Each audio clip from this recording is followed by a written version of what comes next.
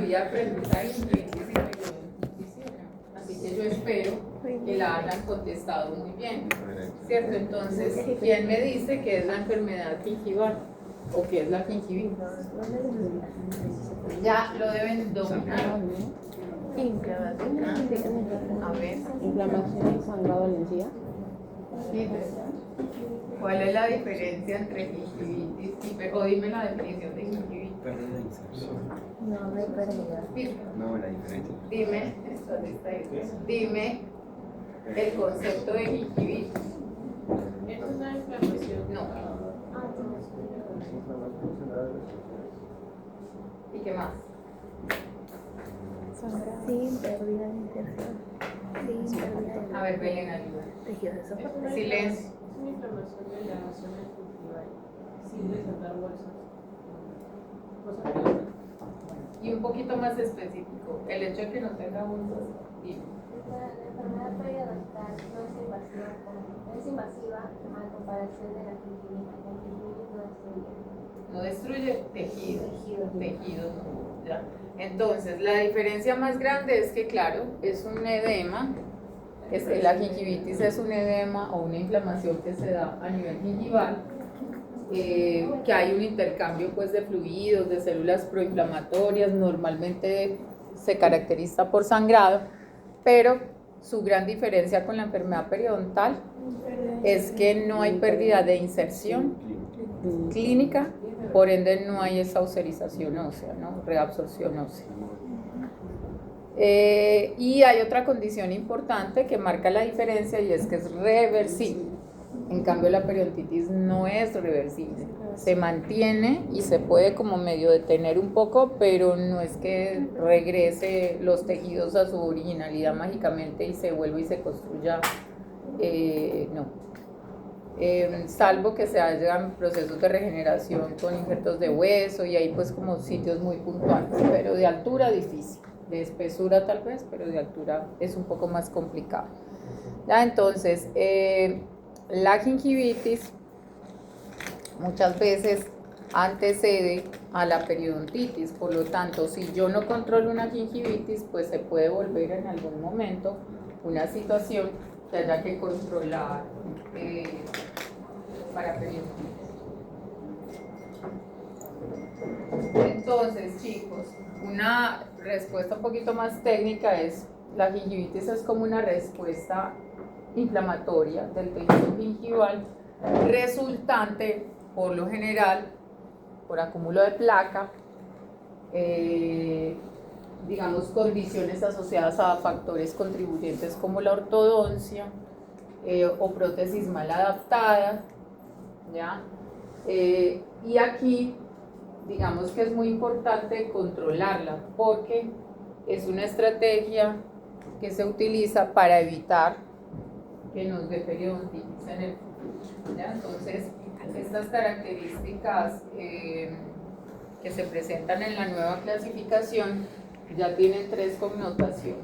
Entonces, la primera es definir lo que es una gingivitis de caso. ¿Cuándo una gingivitis es de caso? ¿Y cuándo es una gingivitis de sitio? ¿Cuándo es una gingivitis asociada y cuándo es una gingivitis no inducida por placa? ¿Cierto? Porque hay de las dos. Entonces, chicos, ¿cuándo tenemos nosotros una definición de caso? Cuando yo ya les he dicho, cuando es igual o mayor a 3 dientes afectados. Si yo me lastimé con el cepillo de dientes o se me incrustó una semillita, me sangró la papila y no me pude sacar con el hilo dental, yo tengo una gingivitis de punto. Porque solo, y yo no tengo más en otra pieza, pues eso no es que el paciente tenga gingivitis. En ese caso el paciente está en salud clínica, pero que sangró, que adicionalmente tiene una gingivitis de punto. Y así lo deben colocar en la historia. ¿Cuándo es un caso? Cuando supera o iguala a 3 dientes. Ahí es de caso. Y ya después ustedes pues ya sacan la regla de 3 que ya les enseñé para definir pues si es generalizada o localizada en las mismas especificaciones de la enfermedad periodontal.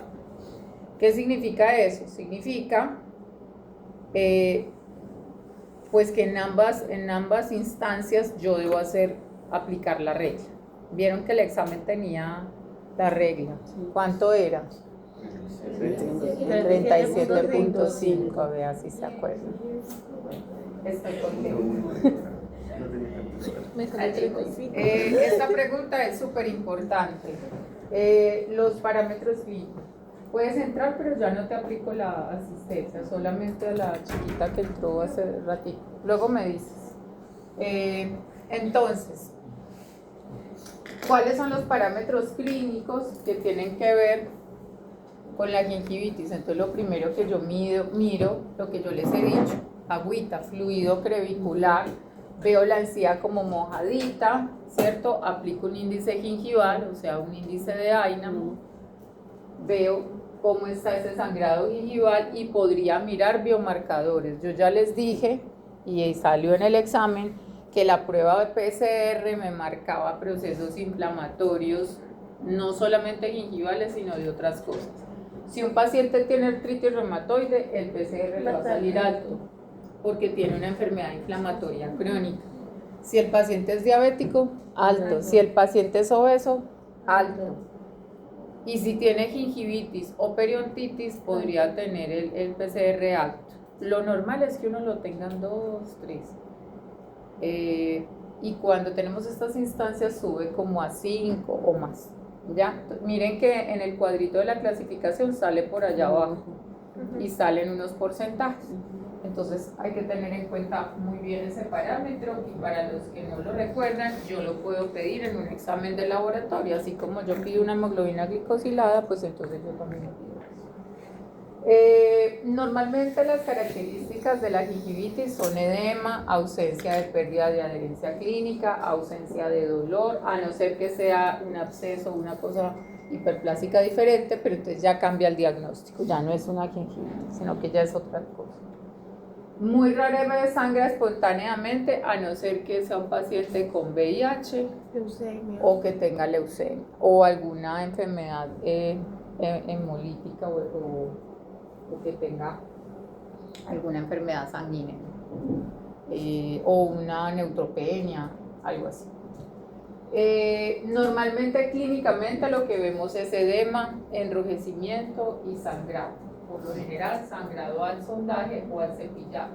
La típica pregunta en la historia clínica es: señor, cuando usted se cepilla los dientes, ¿le sangran las encías? Uy, sí, últimamente me están sangrando mucho. Lo más seguro es que tenga mínimo una gingivitis, porque ante un mínimo estímulo sangra, no necesaria profundamente, pero sangra. El índice gingival, ustedes saben que hay que sacarlo a través del sondaje. Obviamente el que nosotros hacemos es el de Einam. La sonda debe introducirse por lo menos de 1 a 2 milímetros, ya, como para, si es que yo estoy haciendo una prueba de Einam aleatoria, digamos que no estoy haciendo sondaje, sino que hago como aleatorio, como cuando estoy haciendo un triaje, introduzco 1 o 2 milímetros y saco, y si sangra, ahí hay una situación, ¿ya? Sí existe una correlación entre el índice gingival y los hallazgos histológicos, porque normalmente si nosotros hacemos una prueba microbiológica, los linfocitos están aumentados, los neutrófilos, todas las células proinflamatorias, entonces digamos que es un buen signo característico de esta situación. El sangrado siempre va a anteceder inflamación y enrojecimiento. Por eso lo mismo, pregunta de examen, el sangrado gingival me determina a mí la activación o inactivación de la enfermedad gingival o periodontal. Es decir, si una periodontitis, recuerden que la periodontitis activa siempre va a tener inflamación. Por eso en el periodontograma decimos que hay momentos donde hay -1, -2, a veces incluso -3. Cuando supera -4, eso ya es otra cosa, eso ya es una hiperplasia. Entonces yo puedo tener un -2 y tener una bolsa de 5, eso ya no es gingivitis, eso ya es periodontitis, porque ya tiene una profundidad de bolsa y ya ha perdido inserción. ¿De cuánto? De 3. Así es. Así es. Entonces, cuando nosotros raspamos y alisamos y hacemos el control, en general en una periodontitis, por ejemplo, o en una gingivitis de manera supra, cuando volvemos a hacer el reevaluativo, por ejemplo, en una gingivitis, lo que nosotros hacemos es volver a sondear a ver si sangra fácil. Y donde sangró, ahí tengo que volver a instrumentar. Y en una periodontitis lo mismo. Si sangró esa bolsa, hay que volver a instrumentar, porque quiere decir que me faltó alisar ahí un poquito más. Si solamente es gingivitis y no sangra y ustedes siguen viendo un poquito volumétrico, es técnica de cepillado. Y obviamente harían un control de placa. Entonces ahí cuando es oportuno hacer la tinción en ese momento. Entonces ustedes tienen que andar con sus pastillitas en la lonchera. Entonces ustedes van a hacer el control del paciente de los 20 días que hablamos, que es una instancia donde ya pasa, o sea, todos los gram positivos se establecen en 2 semanas hasta 20 días. Ya se recuperó. Y ahí debería recuperarse. Si eso sigue, los gram negativos empiezan a darle la manito a los positivos y empiezan a colonizar porfiromona, taranera. Eso también salió en el examen. Entonces, ahí hay mucho riesgo de que se vuelva periodontitis. Y pasa lo que a veces pasa, o el diagnóstico que tienen varios de aquí, y es que tienen gingivitis y por allá en 2 piezas tienen periodontitis. Porque quiere decir que ya está pasando a eso, o sea, están como ahí en el límite, ¿cierto? Entonces, es muy importante establecer los tiempos del control bajo la tinción. Entonces, ustedes en la tinción, por lo general, les empieza a marcar a nivel de la encía y del cuellito. Y entonces ustedes ahí, mire señor, usted se tiene que, mira acá le marcó, eso marca placa, no placa reciente, eso marca placa como de 2 a 3 días hacia atrás. Entonces, es una forma, sobre todo con los adolescentes, funciona muy bien, pero el día que ustedes tincionen, pues tienen que hacer la profilaxis, tienen que pasar el ultrasonido porque el paciente queda súper rojo, queda de ese color, ¿cierto? Entonces, por eso yo les digo que cuando recién, es un tema de protocolo y estrategia, porque si no vamos a brillar el cálculo y la placa. Entonces, cuando nosotros hicimos el periodontograma, yo les dije, tratemos de no hacer la tinción ahora, ¿ya? Porque se va a borrar la información, ¿cierto? Y no podemos evaluar. Yo considero que el primer periodontograma uno debe transcribir la información al otro lado. Y es el día que yo voy a raspar, ese día lo tinciono porque yo lo voy a limpiar. Entonces el paciente sale perfecto. Lo único que muy seguramente marca, y ustedes no van a poder hacer así, a no ser que el paciente lleve su cepillo, es que la lengua les queda rojísima. Y ahí se dan cuenta que tiene lengua saburral porque no se ha cepillado la lengua. Entonces, es un aspecto que se puede visualizar con el paciente, es una estrategia de motivación bastante importante. Y cuando hagan el control de los 20 días, ahí hacen el mismo control, o sea, con la misma tinción. Entonces siempre el sangrado tiene que ser una marcación relevante para tomar las indicaciones. Los biomarcadores tienen que ver con fluidos orales, marcadores biológicos, inflamaciones sistémicas, genéticos. Entonces hay algunas proteínas que están marcadas en la saliva que me ayudan a marcar esta situación, por lo que esos fluidos reviculares pues empiezan a sacar todas estas células proinflamatorias, las citoquinas, y se empieza a dar el proceso de inflamación completo. Nosotros tenemos más de 200 proteínas, ¿ya? Que van, digamos, directamente relacionadas con todo el proceso de severidad, y empieza a haber como un intercambio de enzimas que empieza como a colonizar diferente. Cuando yo tengo salud clínica, Esas proteínas están acompañadas de las enzimas hidrolíticas y se mantiene como el equilibrio. Pero cuando yo tengo gingivitis, las proteínas aumentan y hay un intercambio de fluidos creviculares ahí mucho mayor. Por eso yo encuentro esa agüita que conocemos. Siempre cuando nosotros tenemos salud periodontal es posible que yo en la saliva tenga unas cistatinas como muy protectoras, como cuando los perritos, han escuchado que los perritos, ustedes saben que los perritos lamen todo lo del piso y uno dice, pucha, ¿cómo no se enferman? ¿Cierto? Porque hasta popi en la calle huelen y uno ni se da cuenta porque pues ya se secó, en fin, ¿cierto? Entonces no es tan fácil. Resulta que ellos tienen un aumento de esto como protección. Ellos tienen como si tuvieran un antibacteriano ahí en la salivita, entonces esas cistatinas son las que tienen esa protección. Las personas que tienen salud clínica son personas que como no acumulan o se lavan muy bien, no acumulan placa, empiezan a tener como un pH de la saliva muy positivo respecto al manejo antibacteriano. En cambio en las gingivitis empieza un intercambio como de albúmina y empieza otro tipo de pH a manifestarse. Por eso se relaciona la enfermedad periodontal o gingival con la caries, porque el pH empieza a cambiar. Por eso existen en el mercado los enjuagues, porque cambian el pH.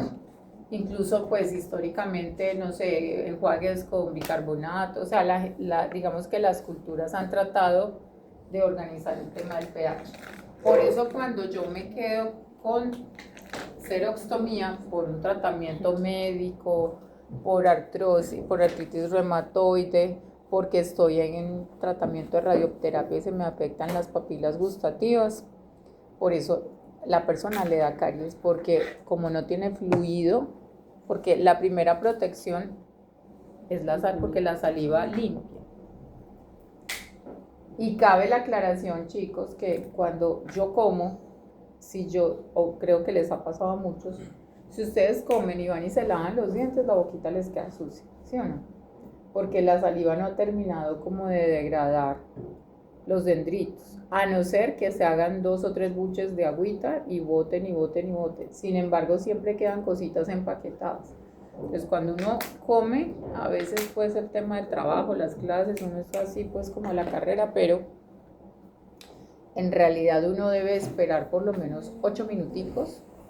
La literatura habla de 10 minutos antes de cepillarse, para dejar que la saliva como que haga esa limpieza natural. Ya a los 10 minuticos ustedes ya se pueden lavar fácil, solo que pues en estas carreras y cuando tenemos clase de ciencia es como complicado, ¿cierto?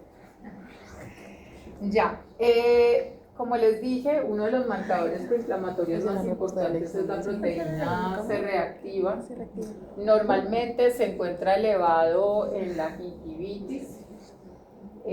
No hay una diferencia entre la periodontitis y la gingivitis en cuanto a los porcentajes, pero sí entre una persona sana y una persona que metabólicamente no está sana. Como dije anteriormente, las personas que tienen enfermedades inflamatorias tipo artritis, artrosis, obesidad, diabetes, TSH alto, ultrasensible alto, colesterol alto, ese tipo de personas tienden a tener esta PCR alta.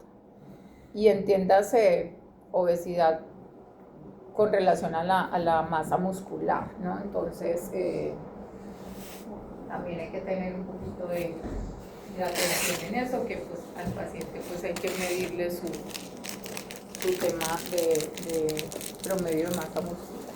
Listo, como lo que nos miden frecuentemente pues. Hay algunos marcadores genéticos que están asociados a la patología.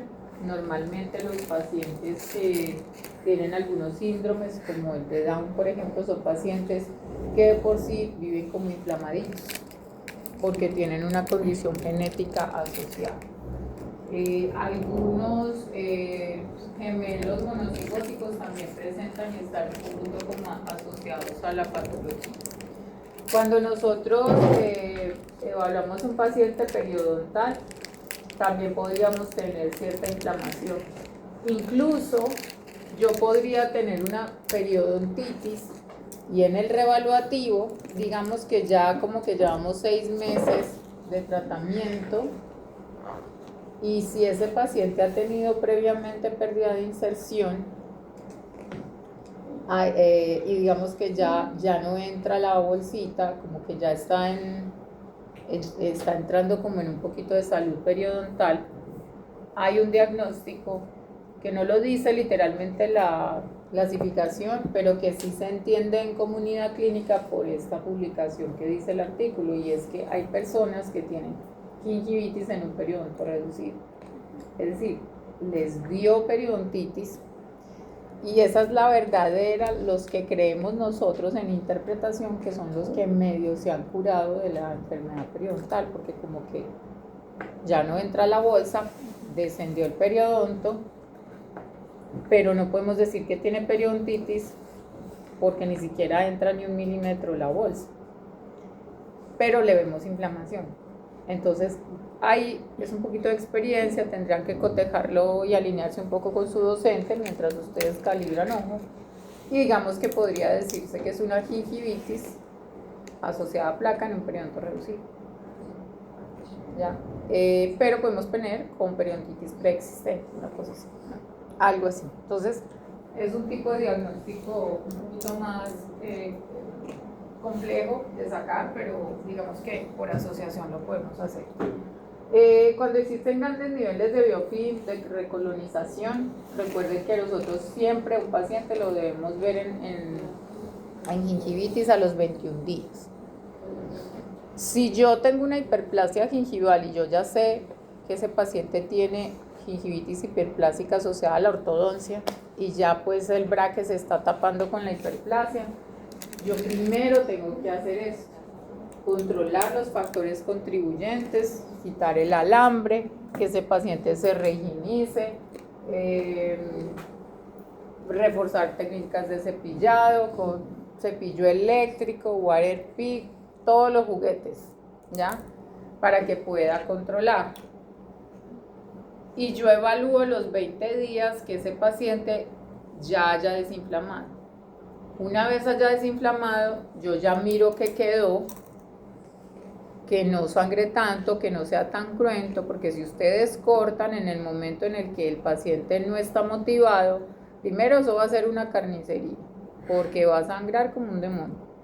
Y segundo, el paciente no va a aprender nada, ni biológicamente va a bajar la carga bacteriana. Entonces ustedes lo ambientan. ¿Y en qué consiste la ambientación? En un raspado. Podría ser que tenga placa blanda o dura, supragingival.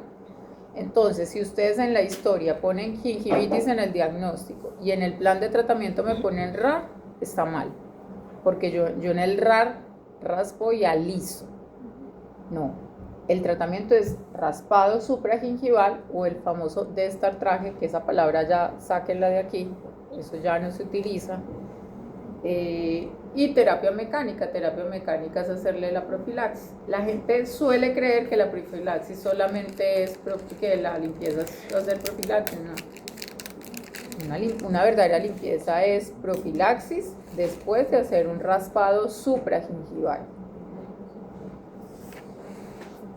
Y siempre hay que hacerlo, así sea con ultrasonido o con curetas jackets o con cursetos. Muchas veces yo, con los alumnos de posgrado, a veces le quieren sacar a uno la vuelta y colocan el ultrasonido y profe, y yo y las curetas. No, es que usa las curetas. Entonces, a veces es un poquito complejo porque no quieren hacer la parte mecánica, pero hay que hacerla porque no todo lo retira el ultrasonido. Es por eso que en los primeros ciclos de clínica ustedes no les dejan usar el ultrasonido, porque ustedes tienen que aprender a sacar mano. En posgrado tampoco se deja, lo utilizan de los R3 en adelante, R3 y R4, pero ni los R1 ni los R2. Hay que aprender a raspar con la mano. Entonces, Frente a esos factores, ya después de los 21 días, yo ya veo qué queda. ¿Será que tengo que hacer una plastía, una gingiviectomía? Y ahí pues recapitulo la arquitectura. Pero a los 21 días ya debería parar. Si nosotros tenemos salud clínica y yo dejo de cepillarme durante 20 días, a los 20 días yo ya tengo una gingivitis instaurada. Porque yo ya dejé que recolonizar. Entonces, chicos, ante la pregunta de por qué la terapia mecánica sirve del cepillo, es porque la recolonización bacteriana inicia desde 20 minutos después de que ustedes se cepillan. Y es por eso que cuando pasa la mañana y a las 10 de la mañana nos tomamos un refrigerio o los niños toman un refrigerio, hay una mayor recolonización bacteriana, ¿cierto? Por lo tanto, al mediodía esto ya está cargado. Por eso hay que cepillarse cada 6 horas, no porque al odontólogo se le ocurrió dar ese parámetro. Entonces, ante la premisa del paciente, no es que yo solo me cepillo por la mañana y por la noche porque considero que no es necesario. No, o sea, no. Lleves el cepillito para el trabajo. Entonces, esa es la verdadera razón, porque la recolonización bacteriana, eso es pregunta de examen, inicia desde 20 minutos después de que yo me cepille y de ahí en adelante. ¿Cuándo cierra? Cierra normalmente una constitución completa, o sea, de gram positivos a los 20 días. Y de ahí en adelante cierra la 4ª y 5ª semana. Y de ahí cierra hacia la 8ª y 12ª semana. Por eso es que nosotros hacemos controles cada 3 meses, porque en enfermedad periodontal, por ejemplo, la recolonización bacteriana después de hacer un alisado es de 5 a 6 semanas. ¿Ya? Entonces, es por eso que nosotros volvemos a raspar nuevamente. Hay gingivitis muy evidentes, ¿no? Y hay personas pues que tienen esta connotación. Y yo tengo un término que es un poco colombiano, pero que los pacientes me entienden perfecto, y es que se ven los dientes como peludos, ¿cierto? Se ve como con una densidad rara, fea. Entonces, hay mucha placa, hay niveles de adherencia estables, reversibilidad, pero si yo ambiento a este paciente con terapia mecánica, le pongo el ultrasonido, profilaxis, uso curetica supra para quitar toda esta placa, lo más seguro es que todo esto desinflame, pero miren, acá hay una situación de pérdida de arquitectura, ¿cierto? Lo más seguro es que ese paciente yo tenga que cortar. Y al paciente hay que decirle de una, mira, vamos a ver cómo funciona la cosa, hay que hacer examen en 20 días, 22 días, y vemos qué quedó, y ahí, cuando ustedes ya le meten el bisturí en el argumento, ya el paciente ya cambia la cara, sobre todo los adolescentes. Los adolescentes suelen no cepillarse la parte de adelante, porque yo no sé, todos. Y uno les ve súper bien cepillados acá, porque la mayoría de la gente se cepilla horizontal, no barriendo, y acá adelante los dientes peludos, entonces, llenos de placa. Entonces, por eso muchas veces toca prescribir el eléctrico para que los chicos vayan tomando dominancia, ¿ya? Pero a pesar de que desinflama, a veces toca recortar. Pero con que uno haga una cirugía, el chico se alinea, porque a nadie le gusta que le metan cuchillo, y obviamente la anestesia aquí duele un poquito, por más tópica que le pongan, porque es muy duro el reborde del huesito, entonces la anestesia es un poquito complicada. A nivel histológico, pues hay elongación de los clavos epiteliales, esto ya lo vimos en histología, hay un aumento de la vascularización, hay destrucción progresiva, obviamente, del colágeno, y aumento infiltrado. Entonces, todo esto empieza a infiltrarse, por eso sale agüita.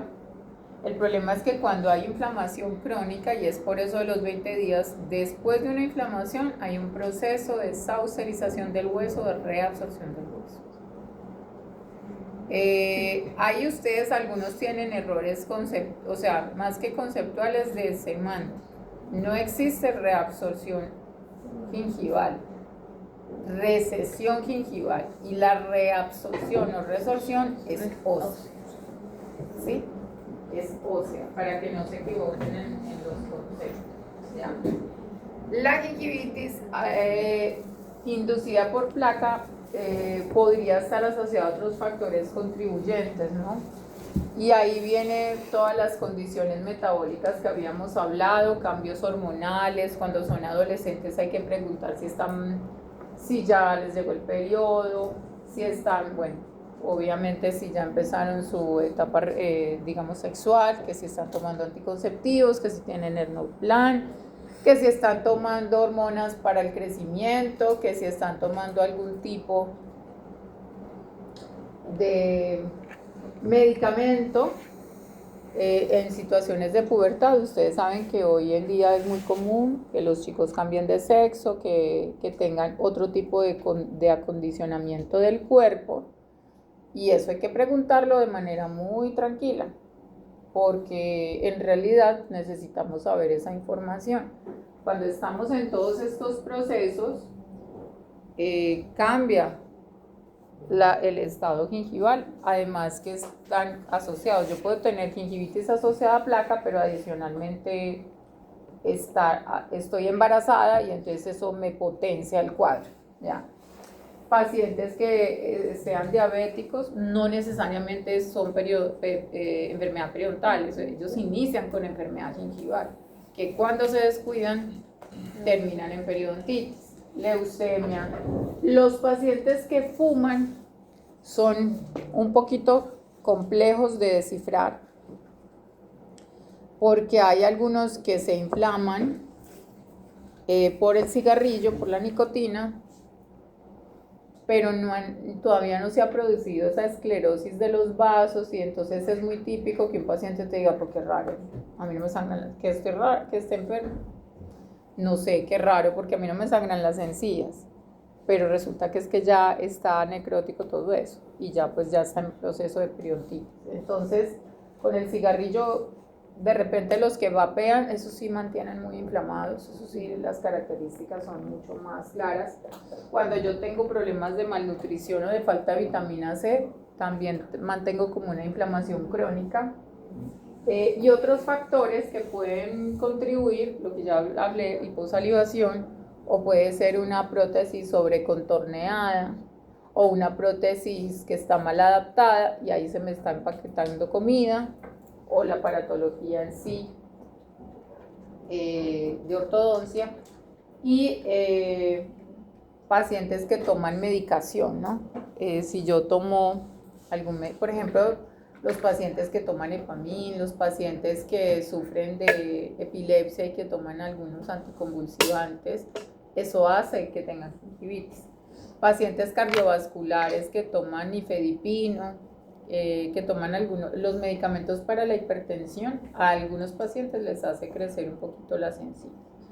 Por eso es importante aclarar todo este concepto, y esto está dentro de la clasificación. La clasificación tiene un montón de diagnósticos, de hecho pues yo se los digo aquí rapidito, pero ustedes deben leer los artículos. Yo los artículos se los cuelgo más tardecito en la plataforma, porque no me gusta cargar los artículos hasta que no vean la clase, porque ya con esto complementan lo otro. Pero chicos, no es suficiente con el PPT, el artículo hay que leer, y les voy a decir por qué. Yo les dije que tal vez los periodoncistas y los odontólogos de antes teníamos un poquito más claro para interpretar la nueva clasificación. Como ustedes vienen sin ese conocimiento previo, la otra semana yo les voy a hacer como un resumen de lo que ha sido esa transición, porque me gusta hacerlo, porque insisto que el chico se puede desubicar en el criterio si no tiene clara la otra información. Entonces es muy importante que ustedes lean el artículo, porque ahí sí les dan en detalle todos los síndromes y todas las enfermedades asociadas a la gingivitis. Aquí sí les toca estudiar y les toca leer, porque son tantas que se hace muy largo el seminario. Entonces hay cositas que las dice uno como un poquito general. Hay una gingivitis inducida por placa y que podría tener algunos componentes modificantes, sea por temas de la pubertad, ciclos menstruales, embarazo, anticonceptivos orales, digamos. Hay que evaluar los anticonceptivos orales. Si ustedes dicen, mira, voy a investigar un poco, no es que se lo tengan que saber todo, mira, hay cierta asociación a ciertos anticonceptivos orales, déjame yo darle una revisadita a ver si el tuyo tiene alguna contribución, porque mira este sobrecrecimiento tan grande que tienes, esto no va a bajar solo, hay que hacerle biomecánica y posiblemente hay que hacer una exéresis de ese granuloma. Pero este es muy característico del embarazo y uno no cree y existe. Yo, digamos, en este momento tengo una amiga que ha ido al consultorio y está con eso y es la más top, o sea, impecable, pues, o sea, nunca, es más, estaba como en salud clínica, pero sus hormonas la tienen loca y entonces está como en el 5º mes de embarazo y está con un granuloma piógeno.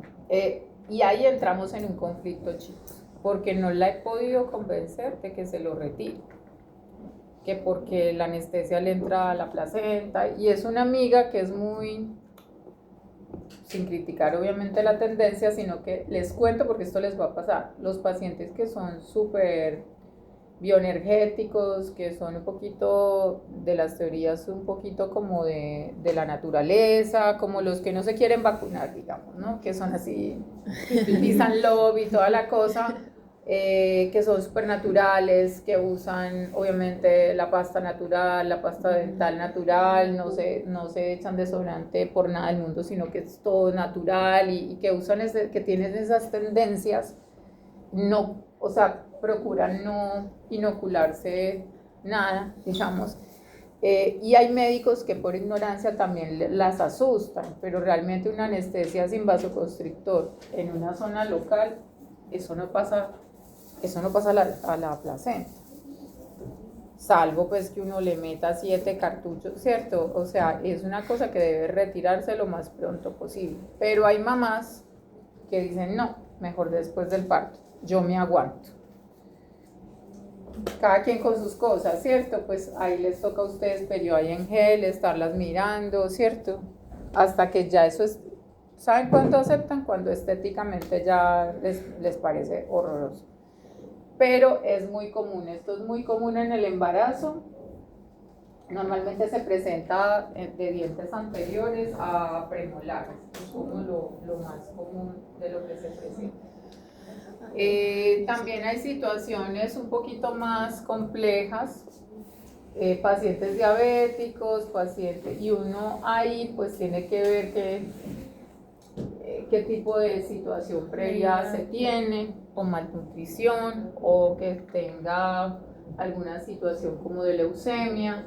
Como les dije, pueden ser periodontitis previas que están haciendo inflamación en periodonto reducido y seguro, porque uno diría, pucha doctora, pero aquí ya perdió inserción. Sí, posiblemente, pero a veces son gingivitis que se instauran en un periodonto reducido. Así es. ¿Ya? Entonces hay que evaluar las condiciones. Esto lo vemos mucho, prótesis sobrecontorneadas que presentan acumulación de placa o invaden el espesor biológico y el paciente empieza inflamado. Y aquí entramos en una pelea casada con los rehabilitadores, porque los rehabilitadores en eso a veces son muy cómodos, mandan a perio que porque está inflamado. Le hacemos ambientación y toda la causa, pero siempre, señora, mire, lo que pasa es que pues la prótesis le impide higienizarse y está invadiendo un poquito y uno le explica, está más abajo de donde debería estar, no sé qué, esto hay que cambiar. Y entonces empieza el paciente a pivotear, porque el de allá no se lo quiere cambiar y yo le digo hay que cambiárselo. La única manera que esto va a cambiar es bajarle estas prótesis provisionalizar para que recupere. Porque ahí usted, digamos, si ustedes ya rasparon, ya hicieron profi, ya pasaron el ultrasonido, ya le enseñaron la técnica de cepillado, ya están viendo que físicamente están viendo que se cepilla bien, ya le mandaron un cepillo eléctrico, ustedes tienen que, no, esto o es sistémico genético o definitivamente es la prótesis, pero por experiencia es la prótesis. ¿Ya? Entonces hay que convencer al paciente y al rehabilitador. Entonces no es fácil, pero se logra, solo que hay que decirles con argumentos. ¿Ya? Entonces es importante y bueno, que ustedes lo vean. Y también pues hay pacientes que tienen procesos cariogénicos muy cerca a nivel de la zona cervical en defectos cruciformes y pues que da procesos inflamatorios. Esto ya es otra cosa. Ay, Esto ya lo hemos visto. Esto ya lo hemos visto en los talleres. Pacientes que toman medicación, pero que tienen o sea, ojo, esto no es una generalidad. No es que si mi papá, que es cardiovascular, toma nifedipino, se va a volver así. No. Eso tiene que tener como una asociación también genética, de placa, tiene que tener un trastorno en el fibroblasto, ¿cierto? Entonces puede ser que el medicamento le incluya, ¿cierto? Como que le potencia. ¿A quiénes les dan ciclosporinas? A los pacientes con cáncer. Pacientes epilépticos, entonces le pueden dar amlodipino, pacientes que toman enalapril para situaciones cardiovasculares, normalmente agrandan. Obviamente que eso hay que operarlo, obviamente, pero primero lo controlan la placa. Aquí pues usted entra con el ultrasonido como pueda, porque ese sí toca operarlo de una, porque ni siquiera tiene espacio para higienizarse. Pero si ustedes ven, mire que eso está aquí todo fibroso, exofítico. Entonces, estas son gingivitis inducidas por placa, pero que están exacerbadas por otros factores contribuyentes, que en este caso son fármacos o genética o situaciones asociadas. El cuadrito que ya habíamos hablado, entonces recuerden que en una gingivitis todas estas células aumentan y cambian el equilibrio, que cuando se vuelve crónica la inflamación, a partir de los 21 días pueden entrar en riesgo de esto. ¿A todos les pasa? No, porque el cuerpo es así, ¿cierto? Hay gente que pasa los 20 días y no le dio enfermedad periodontal y simplemente mis defensas son buenísimas y hasta ahí llegué, ¿cierto? Entonces, no a todos les pasa, pero digamos que hay una gran tendencia y la literatura es como muy clara en eso. Entonces, las gingivitis no inducidas, esas son las inducidas por placa, que podrían ser afectadas por embarazo, metabolismo, medicamentos, un poquito de glucemia, ¿sí? Y las que no son inducidas por placa son aquellas que tienen trastornos genéticos, afecciones inmunes, neoplasias, algunas enfermedades endocrinas muy puntuales, como hipotiroidismo, pigmentaciones gingivales, infecciones específicas, y entonces aquí entra la gingivoestomatitis herpética aguda, entran los herpes, entran todo ese tipo de patologías, ¿ya? Entonces la clasificación de la enfermedad periodontal tiene eso. Hay pacientes que pueden tener estas hiperplasias y realmente son fibromatosis gingival hereditaria, tienen esto genéticamente informado. ¿Cómo nos damos cuenta? Con una biopsia, porque si nosotros hacemos la gingivectomía, el corte y mandamos a patología, el fibroblasto está en determinadas características grandes, es patología la que les dice si es una fibromatosis. ¿Ya? Es la única forma de saber si ese paciente tiene fibromatosis o no. Pero realmente está muy asociado a síndromes, está muy asociado a ese tipo de situaciones.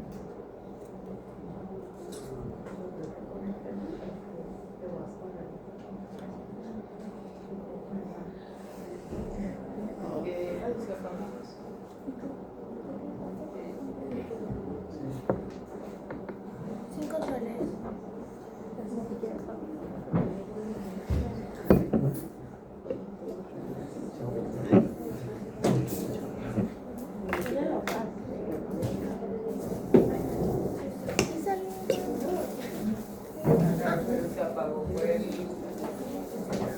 se apagó fue el coso de este.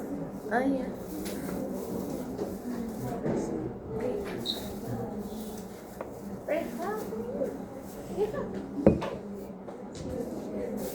Creo que se movió aquí esta cosa.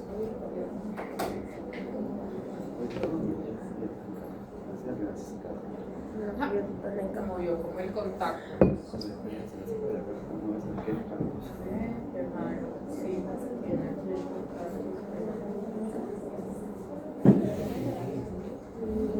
No sé si huele a café.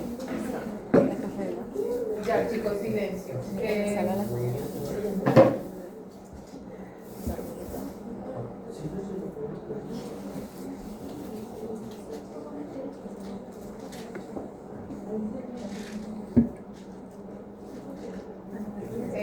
Por ejemplo, las personas que sufren de herpes labial, aunque no lo crean, es un diagnóstico de las enfermedades gingivales. Es que la clasificación de la enfermedad periodontal es muy amplia. Dentro de la clasificación de las enfermedades gingivales no específicas, no asociadas a placa, está el herpes labial. Entonces, todo lo que es el tipo 2 está involucrado principalmente con infecciones anogenitales y solo ocasionalmente en algunas orales. Quiere decir que si tenemos herpes genital, podríamos tener características gingivales de inflamación. Obviamente, el que tiene este tipo de herpes labial, pues obviamente también tiene condiciones de inflamación. Muñeca, atención a la clase, por favor.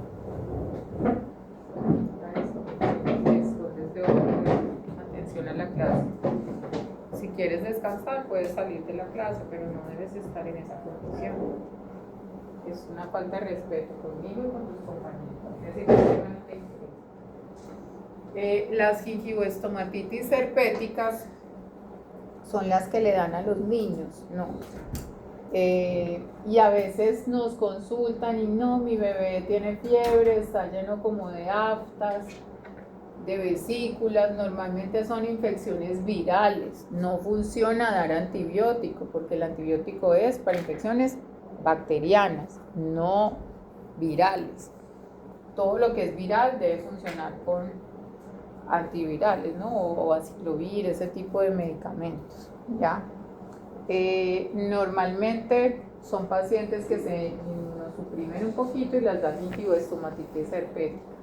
Buena higiene, antiinflamatorios, mucho líquido, controlar la fiebre y tal vez antisépticos inflamatorios que les ayuden con el proceso. Hay infecciones específicas que tienen que ver con el VPH, virus del papiloma humano. Está asociado a células escamosas, a epitelio focal hiperplásico. Entonces, cuando ustedes vean este tipo de sobrecrecimientos, es mejor que los remitan a cirugía y estomatología, que son los que toman las biopsias y hacen el diagnóstico final. Ustedes solo hacen un diagnóstico presuntivo, pero ellos hacen el diagnóstico diferencial porque hacen una situación de patología, pero digamos que tiene que ver también puede haber infecciones inflamatorias, reacciones de hipersensibilidad a las pastas dentales, al acrílico, a ciertos metales, pueden tener ese tipo de hipersensibilidad tipo 4, pacientes pues que pueden resultar alérgicos. Muchas veces el paciente llega al consultorio y dice, tengo mucha inflamación en las encías y me arde. Ojo con la pasta de dientes, ojo con el enjuague, por ahí que es algo de eso, ¿no? Revisen si el paciente ha comido Cinnabon en las últimas 24 horas. Hay una pasta de dientes que tiene laurilsulfato de sodio, que era la que en el mercado se conocía como Colinos. Bueno, ustedes son muy jóvenes, esa pasta de dientes se usó hace un tiempo, o Crest también han tenido un poquito de laurilsulfato de sodio. Las han sacado mucho del mercado por eso. Ustedes vieron que Colgate Total Dose la sacaron del mercado, porque tiene algo de laurilsulfato de sodio. Entonces, a veces hay personas alérgicas a ese tipo de patología. También hay pacientes que pueden tener cierta asociación plasmática, hipersensibilidad. Si yo tengo anemia, podría tener cierta sensibilidad plasmática. Si mis plaquetas están bajas o altas, podría reflejarse en boca. Entonces, lo que yo les digo es que en boca son los signos de alerta de muchas cosas. Incluso yo les he dicho que uno a veces se da cuenta de los pacientes con leucemia o con VIH, porque uno les empieza a ver como signos como raros de inflamación. También situaciones de eritemas multiformes, reacciones orales, reacción de hipersensibilidad, temas inmunológicos, temas con linfocitos, temas que tienen que ver un poquito con neutropenia. Entonces, ese tipo, ustedes no lo van a diagnosticar, solo que si ven un signo raro, ustedes dicen, o sea, esto no es como normal, esto parece algo inmunológico, mira, mejor ve al patólogo, te revisas este tema, te voy a mandar con el cirujano y esto. Ustedes primero mandan al estomatólogo y ya el estomatólogo decide si hace biopsia o si manda al hematólogo, pues ya él, digamos que en una condición de especialidad mucho más grande, lo puede manejar. Esto es un tipo de cáncer que se llama leucoplasia. A veces lo confundimos con quemaduras, pero realmente la leucoplasia es como una placa blanca que nosotros vemos. Es una lesión que se pega mucho debajo de la lengua y está muy asociado obviamente a cánceres orales. Entonces, si ustedes ven esta situación, inmediatamente la reportan a su cirujano y estomatólogo. Esto es delicado y es un signo de alerta importante, por eso hay que revisar todas las estructuras. Hay cánceres de lengua también, de esófago, entonces de tráquea, entonces en la laringe también hay algunos signos y síntomas escamocelulares. La leucemia tiende a poner también la lengua muy violácea, pero les cuento que la alergia a la clorhexidina también se ve así. Y se les pone la lengüita. ¿Alguien le ha visto la lengua de una vaca? Es negra. Algo así se pone. Al paciente que es alérgico a la clorhexidina se le pone la lengua así. Es inmediatamente suspenda. Cuando alguien tiene alergia, cuando alguien les refiere que le arden las encías, que le pican, ustedes ven cambio de colores raros, medio violáceos en la lengua, en la encía, quiten todo. Quiten todo, es que el paciente no, o sea, tiene que cambiar la pasta dental, de pronto pasarse a una pasta como el Parodontax, que es así, funciona natural, y van evaluando porque toca mirar en el camino, porque uno puede resultar alérgico de un día para otro a cualquier cosa, ¿ya? Doctora, ¿y las pastas dentales de los próximos son Todas son buenas en realidad, lo que pasa es que todas son hechas bajo excipientes, ese tema lo vamos a ver dentro de poquito. Todas están hechas de diferentes excipientes, pero hay componentes sobre que está demostrado que algunos pacientes podrían resultar alérgicos. Por eso el lauril sulfato de sodio es muy importante para controlar la placa, pero es un alérgeno. Entonces hay pastas dentales que las van quitando del mercado por eso. ¿Ya? Y que van cambiando. Por ejemplo, en mi época salió una Colgate que era con bicarbonato de sodio, aunque es muy buena para el pH, pues supuestamente para desmanchar, pero rayaba mucho el esmalte y daba sensibilidad con el tiempo. Entonces volvemos a lo mismo. Prueba piloto, no funcionó, la sacaron del mercado, ¿cierto? Entonces hay que tener cuidado. En conclusión, silencio, chicos. En conclusión, siempre que nosotros veamos ese tipo de signos, pues hay que estar como alerta. Ya les había dicho que algunos sobrecrecimientos se podrían presentar por fármacos, y obviamente hay como exceso de ese tipo de manejo a nivel sistémico, y eso hace como activar el fibroblasto, y el fibroblasto se vuelve como un monstruo.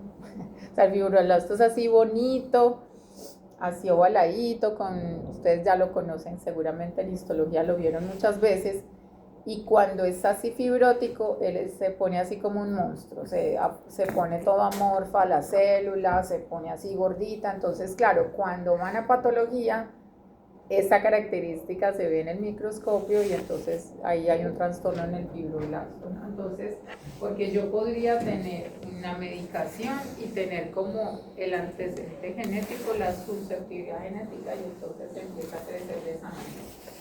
En conclusión, la clasificación de la enfermedad gingival incluye todo esto: enfermedades fúngicas, candidiasis, cuando yo me quemo con el ácido del blanqueamiento, es una enfermedad gingival, está dentro de la clasificación en cambios químicos, traumatismos por lesiones, por el cepillado, por el químico del blanqueamiento, ¿sí?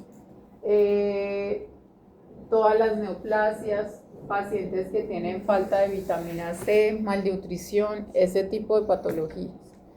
Entonces, dentro de la clasificación de la enfermedad gingival, ustedes tienen que leer estas dos características porque la inflamación, mejor dicho, la clasificación actual es instancias gingivales, que son estas, e instancias periodontales, que las vamos a ver más la otra semana, ¿ya? Que es ese cuadrito horizontal que ya habíamos visto. Lo que les quiero decir es que tenemos un mundo de diagnósticos y que a veces nos quedamos cortos en la historia clínica. Entonces, si yo tengo una diabetes, por ejemplo, y yo a mi paciente le veo gingivitis, en la historia yo tengo que poner gingivitis asociada a placa, inducida o exacerbada por hiperglucemia o por un factor, así es. En un periodonto. Podría estar en un periodonto reducido, no necesariamente, ¿ya? Entonces, lo que les quiero decir es que los diagnósticos tienen nombre y apellido y asociaciones. Entonces, a lo mejor solamente es gingivitis asociada a placa, pero ustedes investigan alrededor de ese paciente qué más, o sea, qué es lo que de repente podría estar afectando esa situación, ¿cierto? Entonces, esta parte sí les corresponde a ustedes estudiarla, porque hay muchas enfermedades que son fúngicas, virales, que tienen que ver con neoplasias, que tienen que ver con temas hormonales, con temas endocrinos, con temas nutricionales, o sencillamente son sobrecrecimientos por situaciones locales o temporales en este momento, como por ejemplo estar embarazada, ¿cierto? Entonces ustedes ya saben que cuando va una embarazada a consulta, ustedes van a mirar si tiene gingivitis y van a mirar si por ahí que les creció un granuloma piógeno, pero así no crezca, le tienen que decir a la paciente: mira, tienes que ser súper juiciosa, tienes que venir en el primer trimestre y en el segundo trimestre y en el posparto, porque con el embarazo hay cambios hormonales, te puede dar unas inflamaciones o unos crecimientos, a veces te da un sobrecrecimiento más en una zona que se llama granuloma, entonces si observas esto inmediatamente vienes, o sea, la embarazadita hay que estarle informando porque es una condición asociada, está predispuesta. Y obviamente las personas menopáusicas o perimenopáusicas que están cerca a los 50 también podrían desarrollar este tipo de patologías, ¿ya? Entonces siempre hay que ver bien como el grupo etario de lo que nosotros tenemos. Entonces, chicos, en conclusión, la enfermedad gingival tiene que ver mucho con situaciones de riesgo asociadas a todo el proceso inflamatorio, ¿ya? Todavía nos quedan un par de minuticos, entonces vamos a avanzar